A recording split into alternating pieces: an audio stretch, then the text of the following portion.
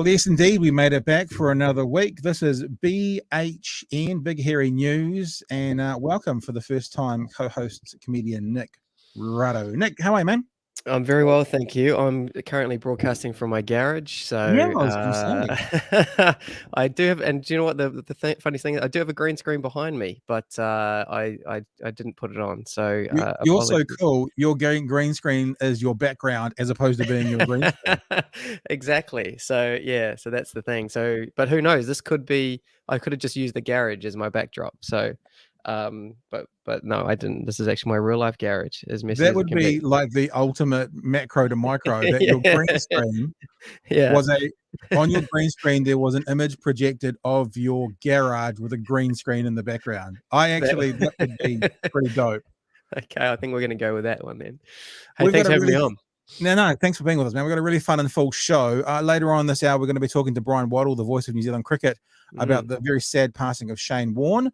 We're also going to be having a chat with a Dunedin academic who's starting up this new initiative called Aotearoa Fireball, which sounds like something you need a cream for, but it's not. We'll get more to that later on.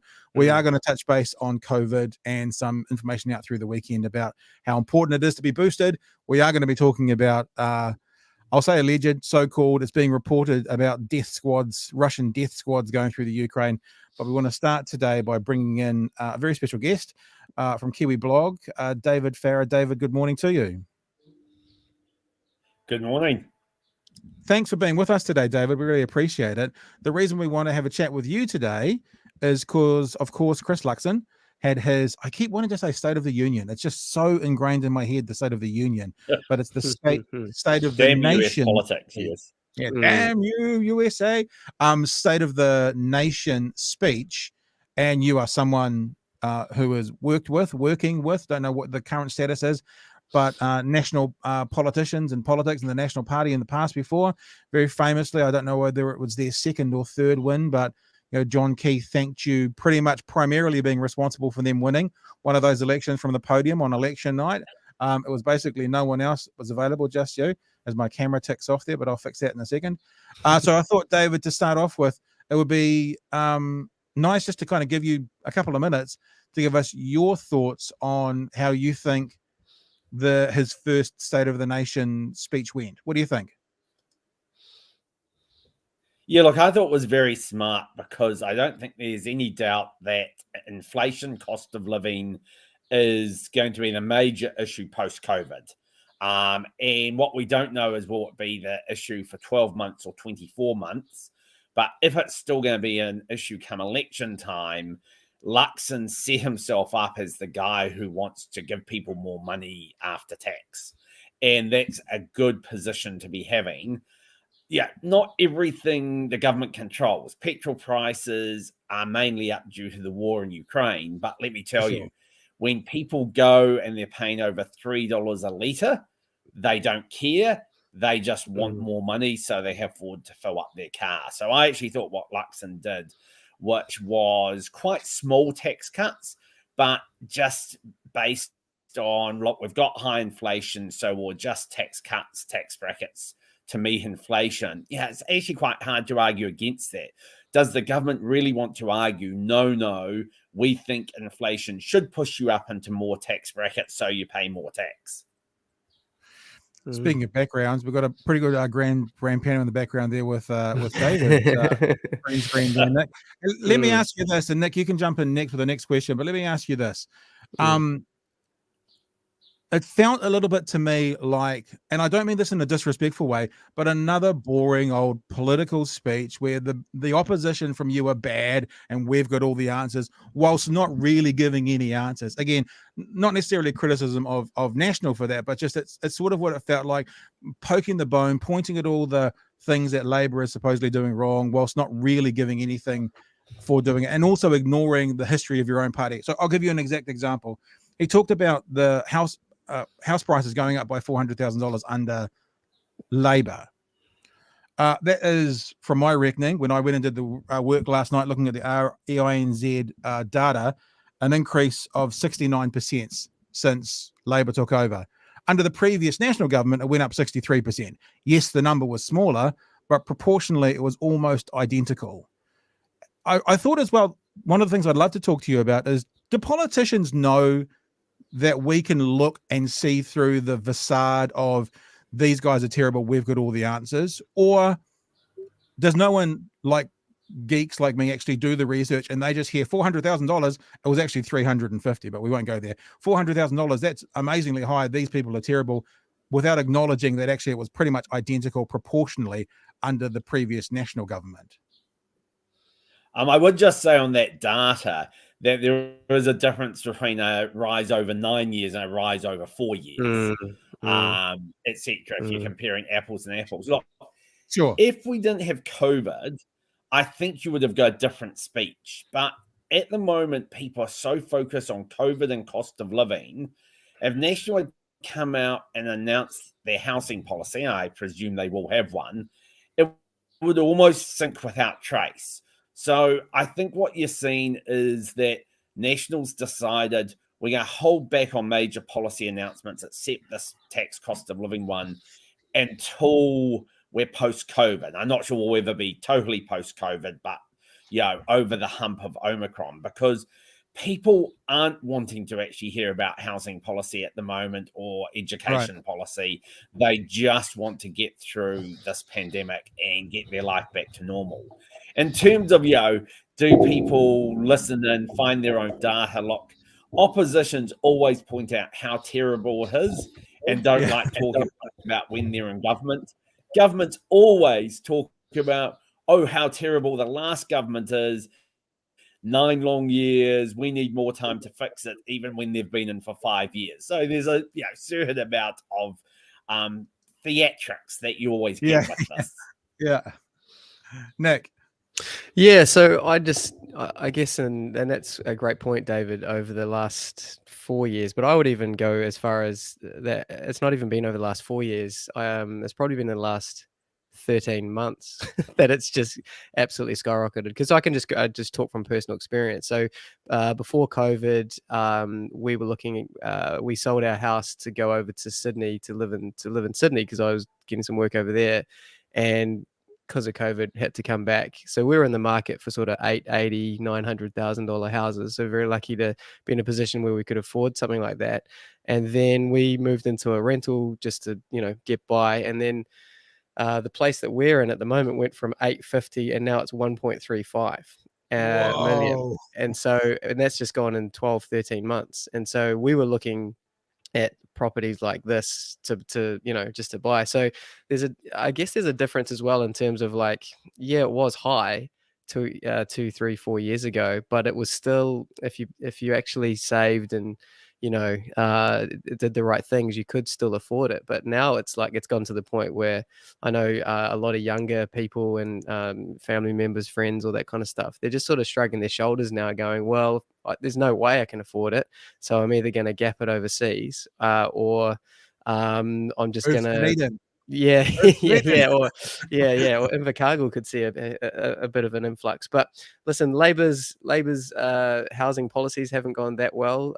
Kiwi Build, that kind of thing hasn't gone very well. That one that they did on the Parliament grounds didn't go very well. That housed about 2,000 people for a little while, but that didn't end very well. So it's I think it was a smart thing, as David was saying, like, people are wanting to get through this, and people don't care. People don't care how they've got that extra money in their pocket. They just want to be able to afford it.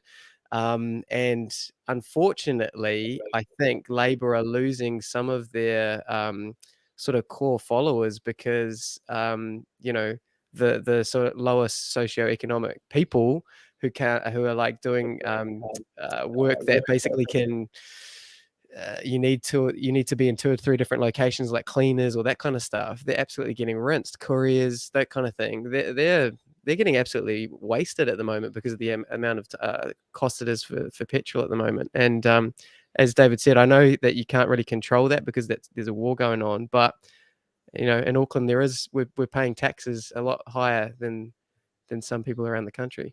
Let me just jump in before we come back, David, because what I'm interested to really hear is also, and not from you, David, or you, Nick, but as you said, from National, is and I guess you've kind of answered this, David, by saying they're kind of keeping their powder dry on policy. That's what I hear you saying, is that how are they going to both make housing more affordable, but also not drop the prices to all those people who are currently, have a 95% mortgage, are then in negative equity? And sometimes it feels like, and I've said this actually since I was on ZB 15 years ago, that the housing market's not really going to slow down because it's the supply and demand thing. Until our supply outweighs our demand, prices aren't going to tail the other way. And that still hasn't happened, and there's no evidence of it happening anytime soon. David? Look, I don't think you can do both anymore. You either have to make it affordable or you keep prices where they are. Governments always thought the ideal would be reduce price house inflation to like 1%. Then everyone would be happy, no one drops. But even if you froze house prices today, they're out of reach for people. So actually, it's going to be tough medicine. I think house prices will have to drop. And some people who've just entered the market are going to get burnt. Yeah, look, what's interesting is people will, often said, oh, the problem is too many immigrants are coming here pushing house prices up. We've had no immigrants for 2 years, No, and we've had the highest price house inflation. You need to do two things, I think. One is massively increase the land supply for housing. In Auckland, and this was Labour's policy in 2017, get rid of the rural-urban boundary where prices are 14 times more on one side than the other. But also, I do think you need to look at taxation, and you need incentives for people to build houses on land, and lots of them, not just a land bank. Yeah, very much. Hey, we've only got you for a few more minutes, so let's get to a couple of other things from the speech. Is there a danger in politics these days? Again, it's not really a commentary necessarily on Mr. Luxon, but on politics in general, especially politics on the right, of following the themes that Mr. Trump brought in a half dozen years ago by using tropes like socialism.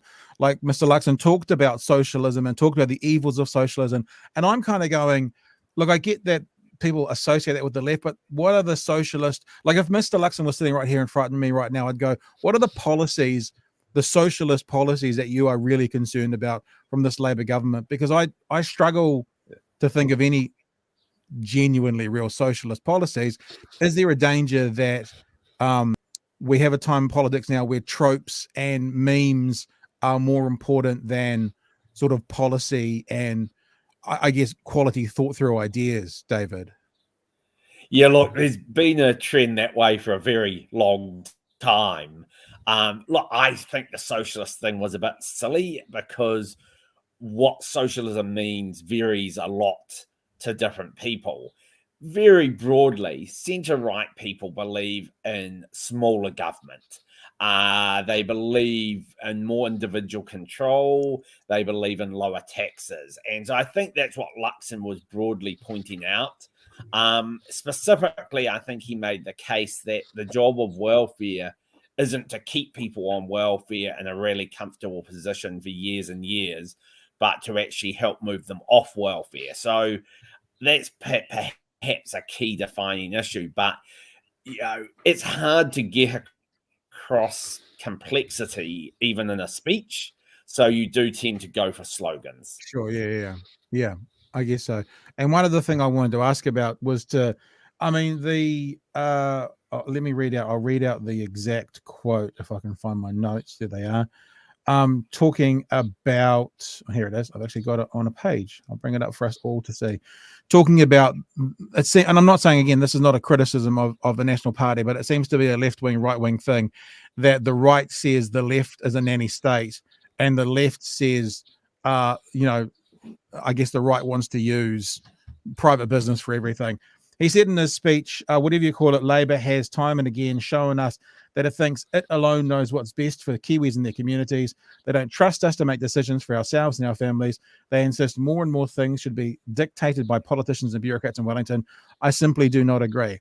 I guess there's a bit of a theme with one of my questions here, David, and it's similar to the idea of what we have done in the past. I mean, I actually agree with the way Mr. Luxon voted on the conversion bill. He said, people shouldn't be allowed to be put through conversion. But if you wanted to be black and white about it, that's taking away the rights of parents to decide what's happening for their 7-year-olds in that instance. And whilst he wasn't in Parliament, he also said he wouldn't have supported the euthanasia bill if he had have been, which again was working against, families making decisions for themselves. I guess what I'm saying is everyone has a line somewhere, and I'm a bit of a purist that if you say something, you stand by it, and if you don't believe in that, you shouldn't use it as an example to potentially open yourself up to a sector of society saying, "Look at me, we're the Freedom Party, but not in this area." I guess just, have you got any comments on that? Well, look, at least you're a hardcore libertarian or a hardcore Marxist. Whereas everyone's always got I believe in less control here, but they have areas. I actually read Luxon talk about that wasn't so much on social or moral issues, but if there's one thing you can say this government loves doing, it's centralizing. It's abolishing 22 DHBs. It's abolishing local water. It's abolished control of local politics, because it does have a view that the efficiency, if you get it, of central control is better. So I actually think Luxon wasn't talking so much on euthanasia. I think he was talking about the centralization, and that's probably going to be one of the other big platforms going into the election. I think for National is saying Labor's taking power away from you and your community. Doesn't mean yes, it's going to become a libertarian paradise under National though. Because I know the obvious question is, well, if we want to make decisions for ourselves, you're like, I'm assuming therefore they're going to be pro legalizing of cannabis and all these things as well, because someone can make that decision for themselves. So yeah, I hear what you're saying, although it does say very clearly about decisions for ourselves and our families. It doesn't necessarily feel like abolishing DHBs. It does feel more personal. But again, as you say, it's hard to be maybe precise in your first speech. Maybe those will become more evident over the forthcoming months before the next election. Yeah, look, the first speech is talking more values than specific policies. Yeah, right. And he's trying to say, generally, when things come to push, we're more likely to be on the side of families deciding, communities deciding, than the central government deciding. But of course, not for everything, because there was a great quote in the West Wing where Jed Bartlett, debated a governor who was all about states' rights. And, he said, look, when we fought in World War II, we didn't go in as Florida. We fought as the United States of America. And, likewise, we don't want local police forces. We don't want local defense force. So it's always nuanced to a degree. David, thanks for joining us today. Really appreciate you giving us a few minutes of your time.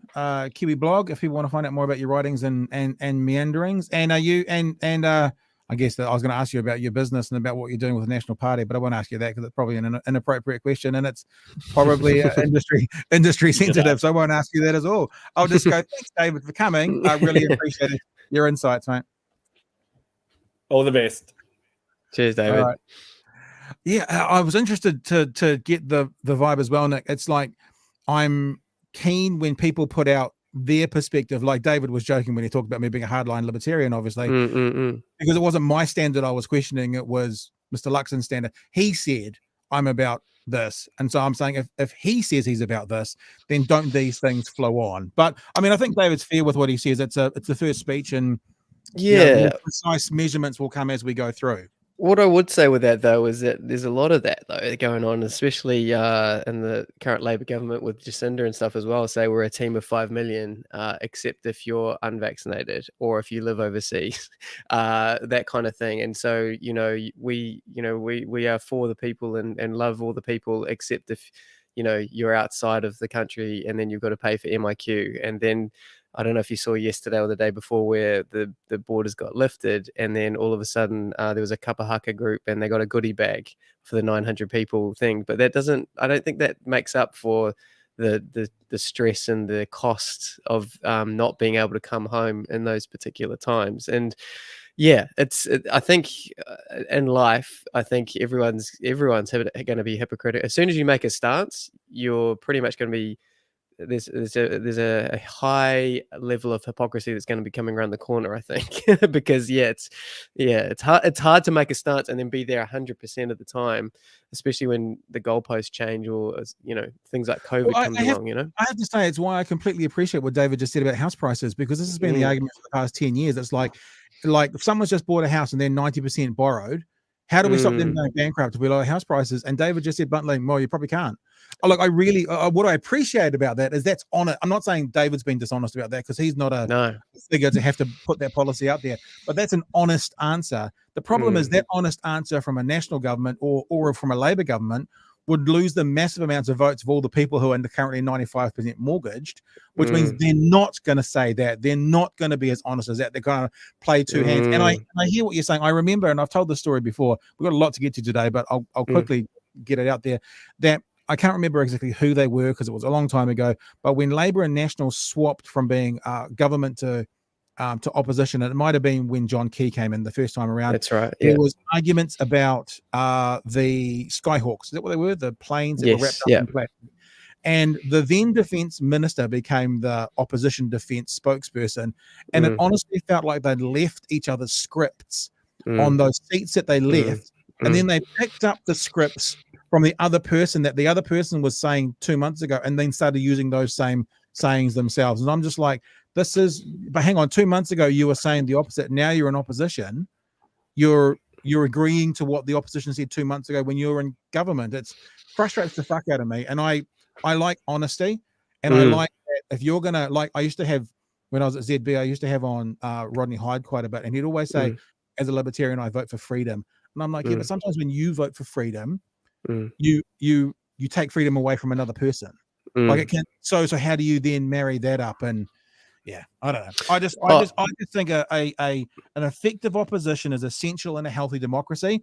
And I want to be inspired by my politicians. I want to see people who are going to, no matter where I sit politically, challenge the government with good, solid, appropriate policy, not tropes, and not socialism's bad and evil. No. So I'm looking forward to what comes next. Yeah, totally. And yeah, exactly.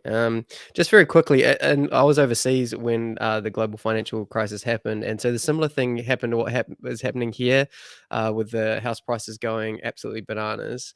So the same thing happened in Ireland, and so what they did was Ireland then release land, build loads of new build houses. Like properties were 1.5 million euros and all this kind of stuff, and it was about that for about 3 or 4, 5, 6 years or whatever. They released and built all the different houses, made there was more houses than there was supply, because then what was happening is the young Irish people were going to England and Scotland and overseas, Australia, wherever, because they couldn't afford the houses.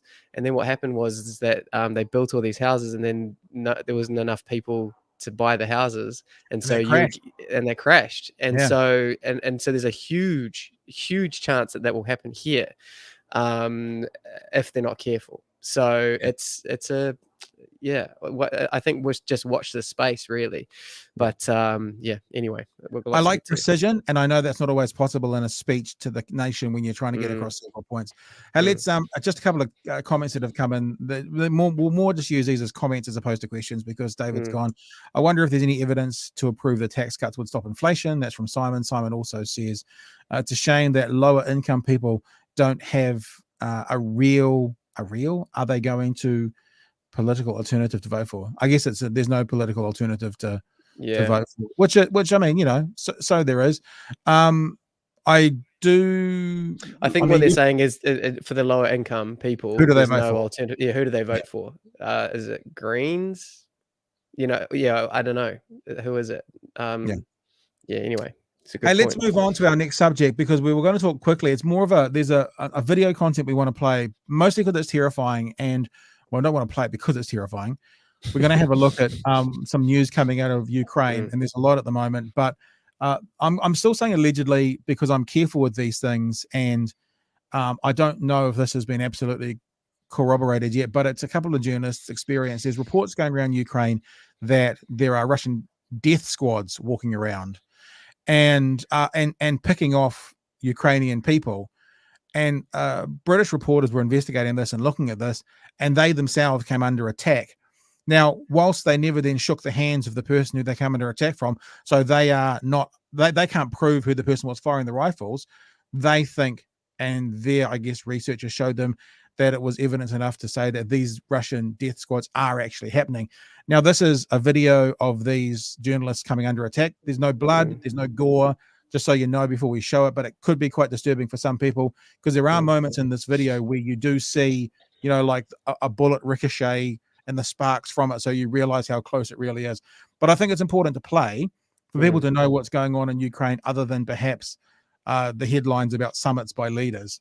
So let's have a bit of a look at this. This is from Sky News, UK Sky News, and this is what they Ukrainian found. people are being attacked from the air, from artillery, from ground troops and tanks. The debris of this war litters every street. But the government has warned for days of Russian saboteurs who've infiltrated the country. We will play this pretty much in its entirety. It's a good 3 minutes. Who are attacking civilians, but it's worth saying. As they flee. They do exist, as we found out.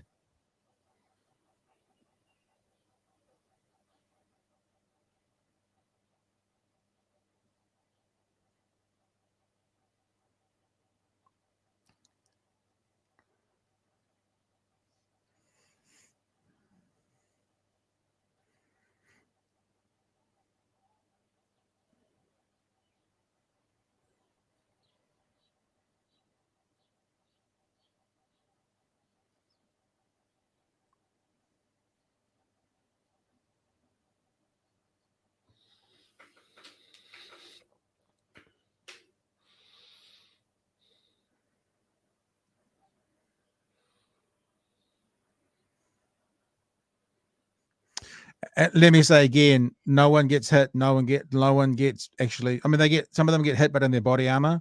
So just for people who are watching this or are watching this, there's no death here or anything.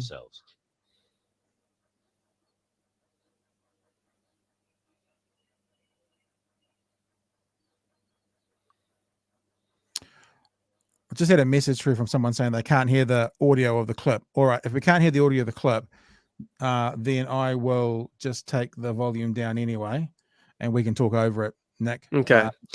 In case the audio is not going out, I might come back in later and put the audio over it. But if you couldn't hear the audio of the clip, then what we have is journalists being fired upon, thinking that it's maybe Ukrainian forces misunderstanding who they are, and then they're calling out, identifying themselves as journalists, as the bullets fire. Could you hear that in your headphones, Nick? I couldn't, no. I'm sorry about that. Not sure what happened. If you're watching this live, you didn't get that, but probably in the clip I'll go back and I'll put the audio. I'm not sure why that didn't go through, but I'm letting you know what was going on. And then they get fired upon there. If you're still watching the images, they're being fired upon, and then they basically make a run for it.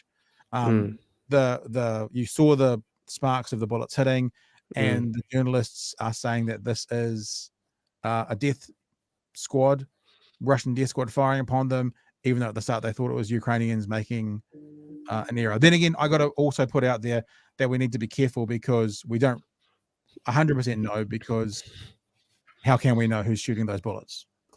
No. Yeah. I also think that, you know, you're in a war, so everyone's a death squad. Like, it's kind of like, do you know what I mean? Like, it's like you're in the middle of a war that's happening. And I've seen this clip, and yeah, it's they were driving through the area, and yeah, who knows what the people firing on them were thinking and saying and doing, and were thinking who they were and that kind of stuff. It's just a horrible, horrific situation. But you know, as they're journalists in the middle of a war being fired at, and it's kind of like, it's very hard. I don't know, like how could you go into a war and go, it's okay, I'm a journalist, and then, you know, if there's people who are like on either side scared for their lives, saying, you know, who they do have press things on the back of their body armor, but I mean, do they have that on the car? Well, you would hope, like, I don't know exactly, I can't quote the Geneva Convention to you, but you would hope that if it's just a civilian type car, that's not a target for war. I mean, if you were the Yeah, but if it's Ukrainian, urban, but if it's urban warfare, like you yeah, wouldn't either side you would do any tactic to get a bit closer and stuff. This is what I find really it's not funny because you can't really be joke about it, but it's I just love how there's rules for war. yeah. You know what I mean? Like it's just like, oh, we're literally killing each other and we're taking over your country illegally, and everything about this is, whoever you talk to is deemed illegal. But well, you can't do that though. There's some rules here at play. There's, it just seems crazy to me that yeah, you can have a war, but there's like that ceasefire, for example, that came from nowhere that which Yeah. lasted, however many hours. I don't know. It's such a weird thing. We're gonna go kill you, and then now they're labeled death squads, but it's kind of like, I saw Vladimir Klitschko a video from him, and saying that they killed 6 Russian soldiers. So on the Russian side of media, then I guess they would be Ukrainian death squads.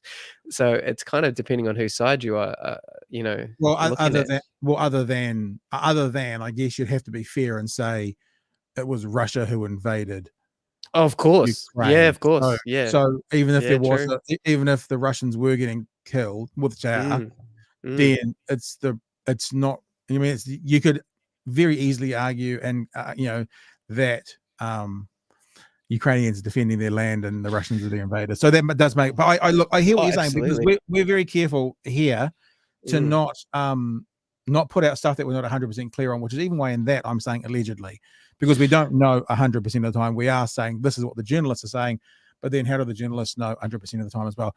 What we didn't see, what we didn't hear was then they get down the hill and they get into a industrial area, these journalists, and there are some caretakers in one of the houses who take them inside and say, come and be safe in here. So, and then I guess none of them died, which is a good thing.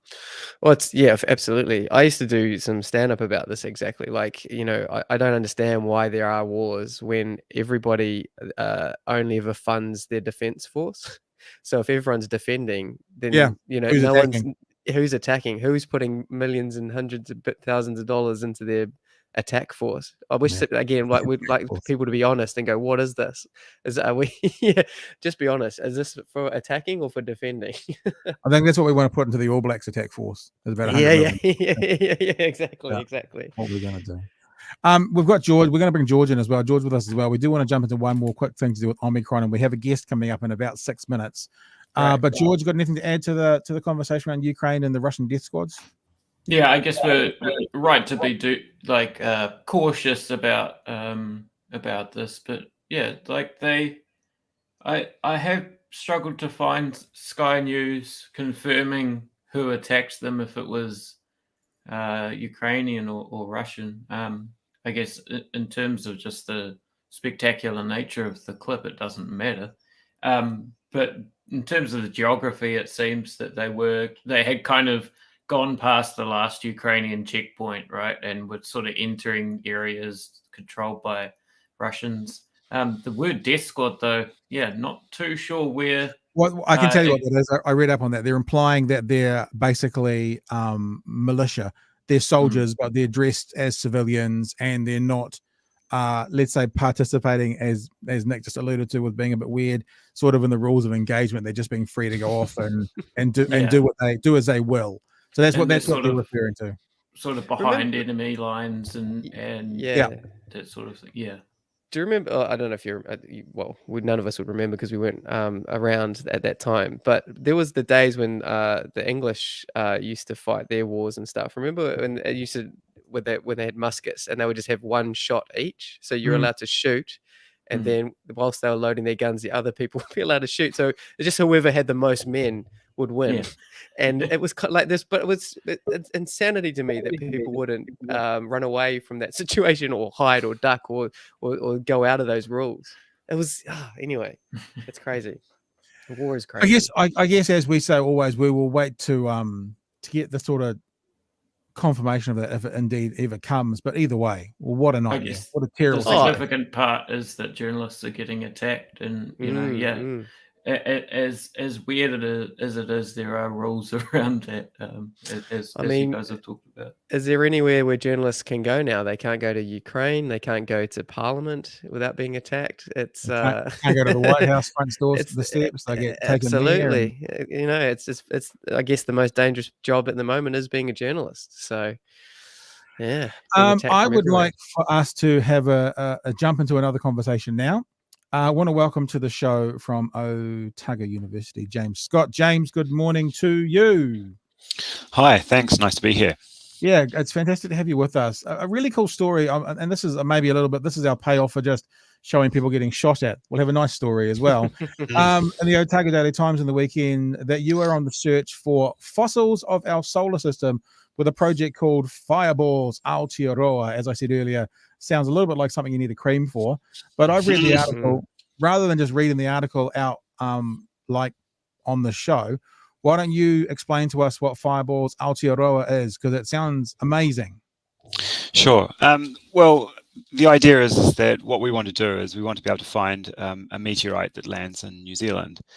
And to do that, we need to set up a network of cameras across the country that give enough coverage so that when one of these fireballs and when one of these fireballs produces a meteorite that lands on a surface of New Zealand, we can triangulate where that occurred, and that's the premise of it. We can get these cameras, which are relatively cheap to build and purchase, mount them across Otago, or actually across New Zealand, but definitely driving for Otago since that's where I am, and I want to be the person that holds one of these meteorites. Yeah, so that's the idea, and it's very much a sort of a citizen science driven thing. People get to log in and look at their cameras and see what it's captured over the evening. Just as an example, a couple of nights ago, a camera in Invercargill, there's one in Invercargill and then there's a couple in Nelson and not much in between, captured 114 meteorites in one evening. Wow. So they're there. Not all of them land, and even less of them will come to will land in New Zealand, but definitely when one does, we want to be able to find it. Let me have a look at this as well. I'm just going to bring this back up because I'm just having a look on YouTube as we're talking to you. Obviously, I think the story talks about this does happen, but we don't often catch it on camera, especially in New Zealand. And this is an example, I think, of yeah. So this is happening around the world. You take that off, though, I guess. Yeah, that was added later, I assume. Yeah, I don't think that was. I don't think that was live. Yeah. But there you go. There's some examples. And right. So what you're saying is we need more cameras, and obviously these are massive examples. But to catch what's going on in our skies, to what end? Why are we wanting to do this? Well, when we get these bits of rock, they represent various portions of the solar system. So some of them are from the start of the solar system. So they're 4.5 billion years old. Some of these meteorites that come through, some are from Mars. We've actually got bits of rock that have come back from Mars, and they'll come through Earth's atmosphere like this, burning up as they do as a little bright fireball or a large bright fireball, and then they tend to fragment just before the surface and scatter an area. But the trick is finding where that area is, and well, I mean, this was in Russia, I think. This one, yeah, that's the one that blew out windows on hundreds of buildings or something, wasn't it? Yeah, that's the one. Yeah.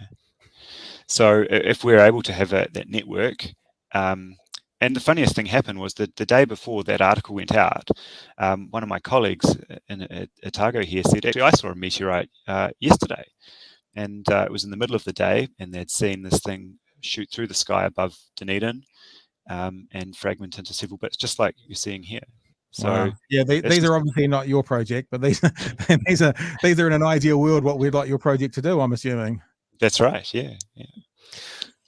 So what happens like if you do what advice would you give to people who find one? Because it's like, obviously I'm imagining it's like a crime scene, wouldn't it? You wouldn't want to be like tampering with it too much. Yeah, well, I like to tamper with them later. Yeah. I mean, I guess the thing would be if they were to find one, I mean, the website, which is www.fireball.nz, you can report a find on there, and then hopefully you'll be coordinated into contacting somebody who can actually identify. Yeah, there we go. Because I mean, finding a black rock in a field may not mean much to. Well, there are lots of black rocks out there, so actually knowing that it's a meteorite is identifying it as a meteorite is the key thing, and it requires a couple of tools to do so, but relatively straightforward.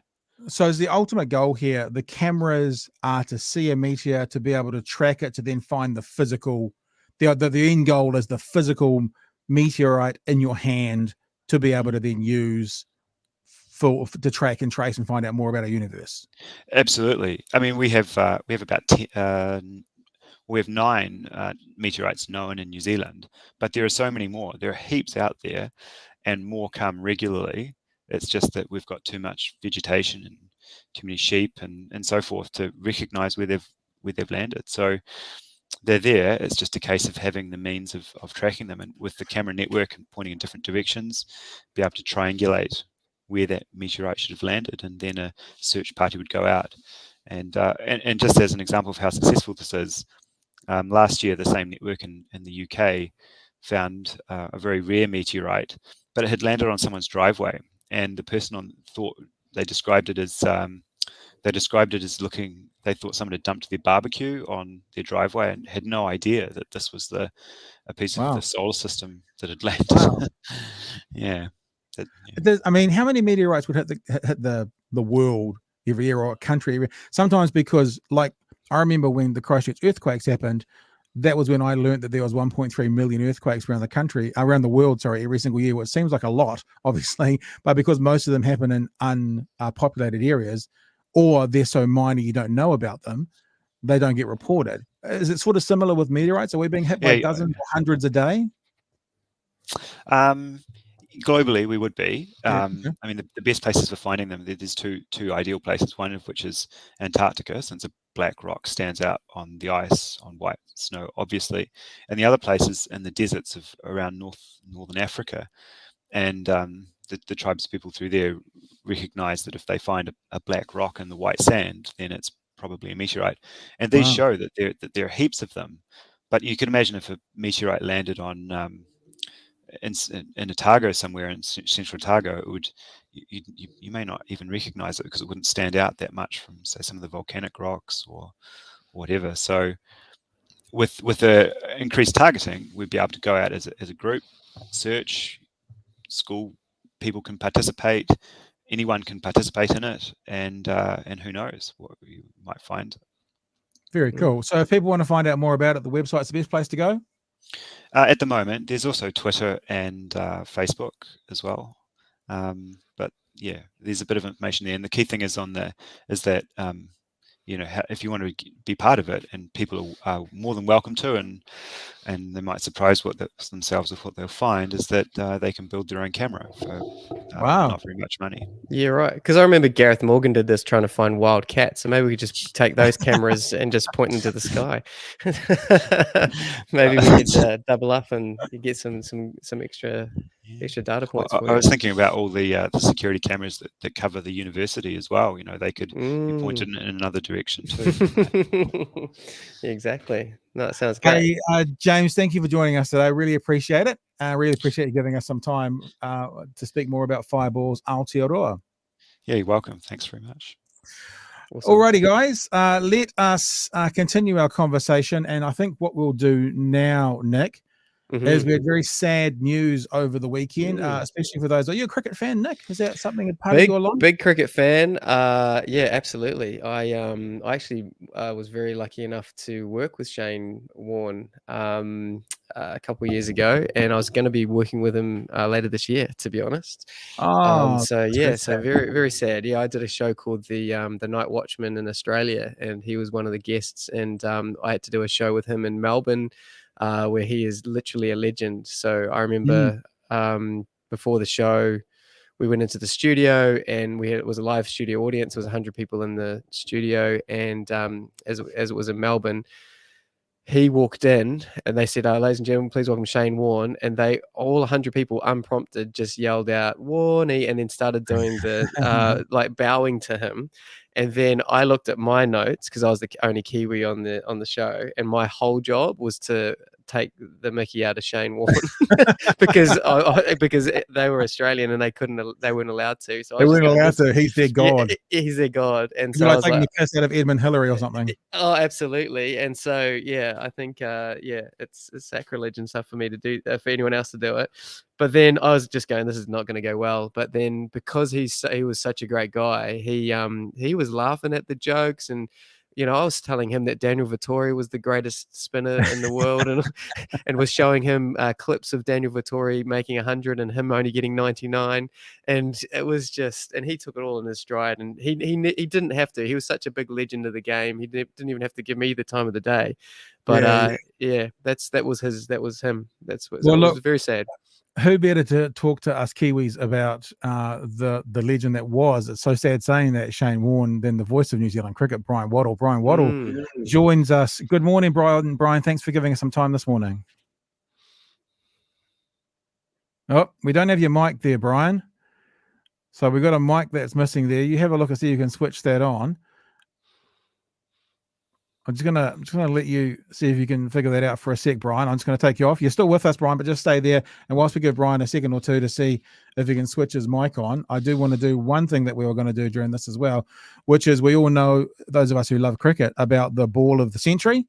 Yes. And what the ball of the century was and and who it is. And here's 60 seconds here, and then we'll go back to Brian.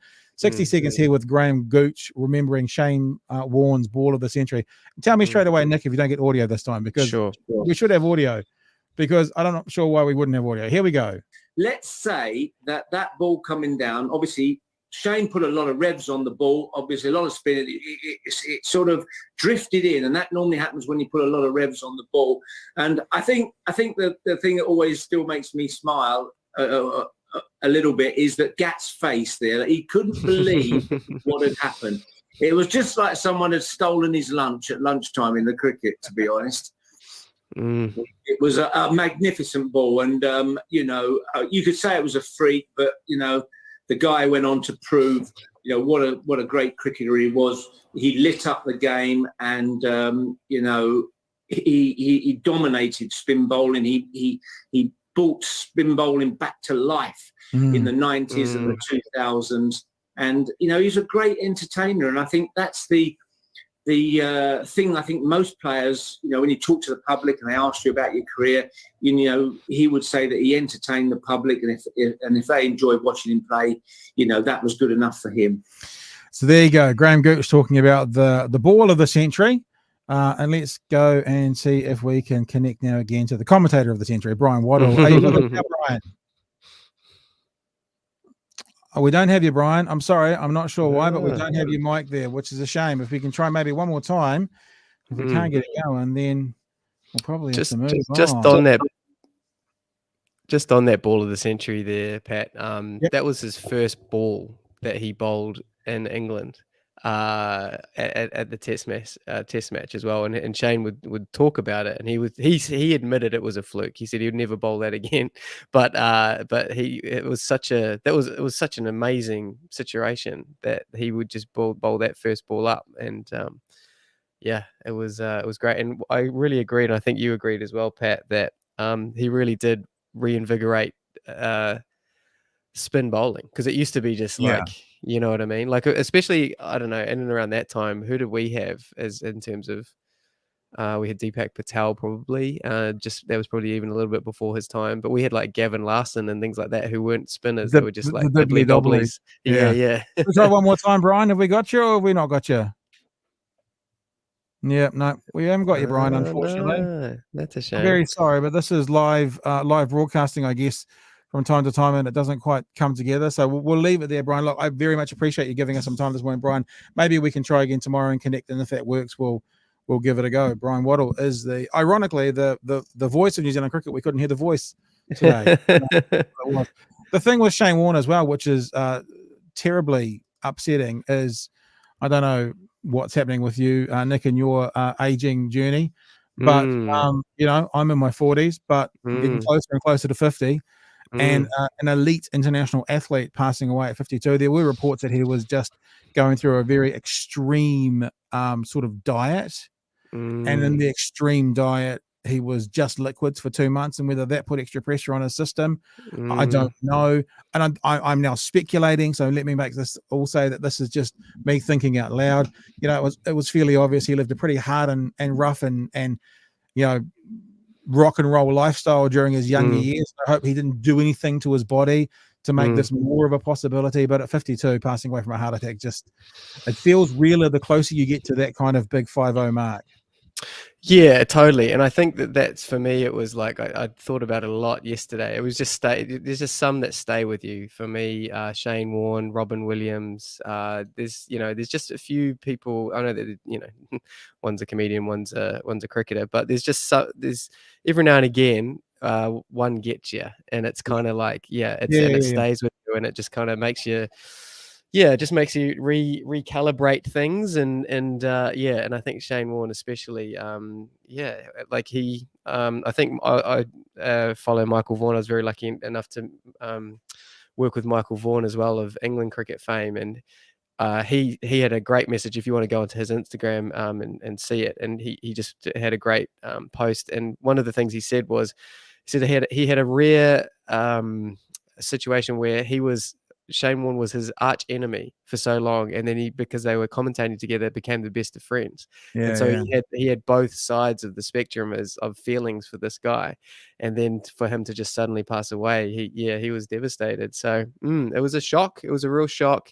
52 is not old, and even if you have been, going pretty hard, it's I'm not too sure, but there's a lot of that going on at the moment in their 50s, 52. Maybe 52 is the new 27, in terms of people, rock stars passing away. Look, let me try Bryan one more time. Bryan, we're going to give you one more go because if we can get you on, we will. And if we can't, we'll then move on to our next story. But we'll give Bryan one more go. Any luck there, Bryan, with the mic? I've been fiddling with everything. We have you, Oh, sir. Yeah. We have you. And I wasn't going to try one more time, Bryan. So there you go. God loves a trier. That's what they say. And we've got you for one last time. And I think what's happened is me and Nick have basically talked all out our Shane Warne story. So the floor is yours, sir. Shane Warne and the tragedy of his passing over the weekend. Your thoughts? Yes, I think you need quite a lot longer to get all the Shane Warne stories out there. My one that I remember the most is when he was out for 99 against New Zealand, and that was at Perth. And I brought it up in a function that I was MC, and he didn't too kind to the fact that I commiserated with him for only getting 99, because I think at some stage he really harboured the desire to score a Test match 100. It was as though the only thing he hadn't been able to do was score a Test match 100, and he missed out. The worst part about it, I think, for him too, was that when I saw shots after that, years after, it appeared that it was a no ball that had seen him dismissed on 99 as well. And that probably rubbed the salt into the wound even more so. But he was a great cricketer. He was an entertainer. He was larger than life. The game doesn't start and end with Shane Warne, but certainly it loses a lot by not having him as part of the international game. And it really is sad that, and you talked about 52. Goodness, I'm soon to be 52, and I'm a little bit worried when I get there. Bryan, there are people who come along in sports, and I'm thinking about, like, there's this whole conversation around how Steph Curry has changed the NBA by turning it into a 3-point game, and they come along and they actually change how games were played. And he seems to be one that did, as someone said earlier, bring spinning back. I think it was Graham Gooch in that clip I played, actually, bring spinning back. And maybe not the first, but certainly to bring back the idea of using spin as an attacking weapon rather than let's tie these people down and let the quicks actually knock the wickets over. But with that ball of the century and others like it that we've seen, he seemed to be the generation that the person who changed cricket, and with McGrath at one end and him at the other, both attacking weapons, it was really a brand new way to play cricket. Yeah, and you make the point of being attacking weapons because that was the way Shane Warne played. He loved the game, but there was no we'll play for a draw or we'll play for a tie or we'll accept a loss. Everything about his game was attacking and trying something different. He was who tried something different. That delivery that he got the ball with Gatting was a normal leg spinner, but he had other deliveries. He had the flipper and he had the slider and he had names for all these deliveries. I'm not sure whether they were genuine deliveries or whether he was just playing with people's minds, saying, oh, it's got a special delivery. Got to watch out for this. And that was the case that Alex Stewart faced a delivery from him and he played it defensively and was quite happy to have played it. And he got exactly, or what he thought was exactly the same delivery. And it was the flipper. It just went straight through him, straight past the batting pad and bowled him. And he's still bemused to this day, Alex Stewart, about how that delivery got him out. And that was Shane Warne. He was a real personality. You ever look at photos of him, he's never not smiling. He's always smiling. And that was the way he treated people. And everybody was his friend. He could talk to anybody. One of the best things I saw with Shane Warne, and it's kind of not related to cricket, he was a character on Kath and Kim. And his name on Kath and Kim was Wayne Shawn. And he was Magda Zabrisky's, her character's boyfriend, I think. And one of the best things I've ever seen Shane Warne do is the they have the blooper reels and the behind the scenes. There's I just tried to find it on YouTube because I would have played it, but there's a behind the scenes footage of these most famous in Australia actors and actresses sitting around in Kim's backyard whilst they're not filming, talking to Shane about the flipper, and how he does it. And he explains how he does it. And he explains what he does with his finger and how he kind of pushes it out rather than doing. And then he goes and look at my finger, and he showed his hand. And the finger that he used for the flipper was like twice the size or significantly larger than the others because he damaged so badly playing that ball. And it's just like, it was amazing to see these, the world famous in Australia actors and actresses sitting around hanging on his every word because of who he was. I think Kath and Kim was filmed in Melbourne as well, if I'm not correct with that. But also hearing him just talk in a very casual setting about how he delivers these balls that devastated the best batsman in the world for such a long time. It's people should look it up. Kath and Kim behind the scenes, Shane Warne. It's an amazing clip. I'll go and have a look. See, the interesting thing was he had shoulder surgery and he wasn't quite the same bowler after that.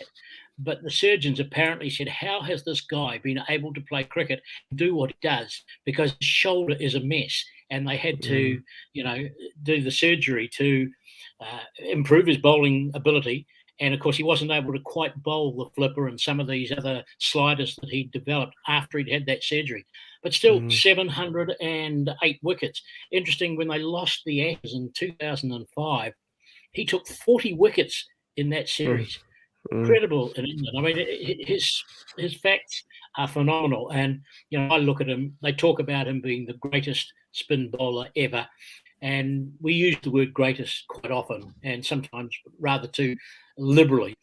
He was the greatest. And my personal thing about that is that I never rated Muralitharan as a bowler because, to my mind, he was a chucker. And therefore, Shane Warne, what he did was natural in terms of the cricket. I don't agree with the way Muralitharan got to his 800 hits. But, each to their own. Warne's still the greatest. Hey, Bryan, tell us about what you're up to at the moment. I know that you've got a podcast with ZB. If people want to find out more about you and hear the voice of New Zealand cricket on a regular basis, what can they do?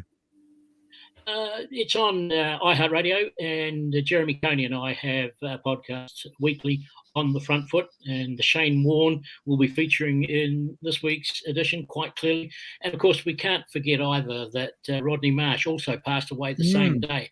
I have wonderful feelings for Pat Cummins because in the space of 12 hours, he had to read an obituary from his teammates in Pakistan, preparing for a test match against Pakistan.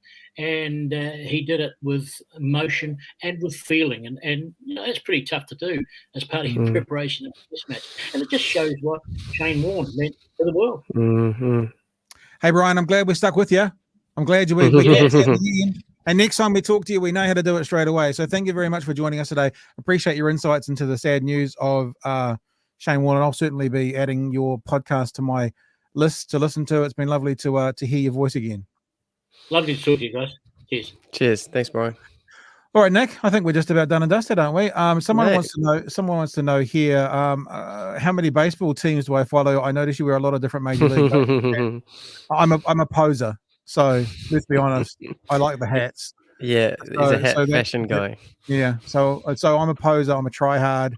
I'm easy to worry about. We'll bring Georgie back in. George will testify that I'm a poser. Also, Tom just saying g'day. So g'day back to you, Tom. How you doing, mate?